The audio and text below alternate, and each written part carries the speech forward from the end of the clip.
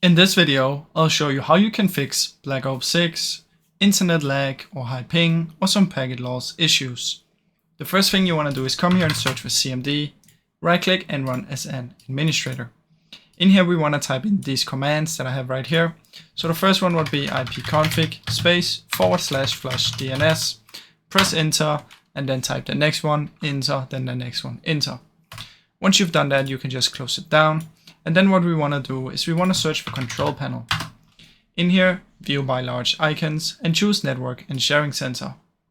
Now once you're in here, what you want to do is you want to head to change adapter settings, find your network and right click on it, go to properties, in here find internet protocol version 4, go to properties, use the following DNS and type in 8.8.8.8. And down here you want to type 8.8.4.4. So 8888.8844. Once you've done that, just press OK and close it down. Now once you're done with that, you can come back here. And then what you want to do is you want to search for firewall. Open up the Windows Defender firewall. In here you want to go to the advanced settings. In advanced settings, what you want to do is you want to press inbound rules. Create a new rule.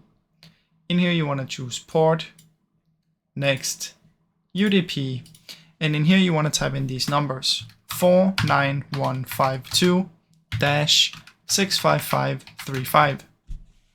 Press next, then allow the connection. Yep, give it a name, anything, Black Ops 6 issues, whatever, and press finish. Now once you've done this, just restart your PC and it should hopefully work.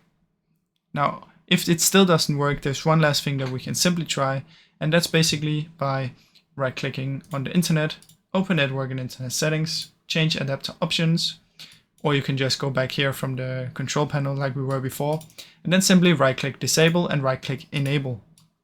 Now hopefully any of these help fix the issue. If they did, please leave a like and subscribe, as it helps me out a ton. Thank you so much for watching.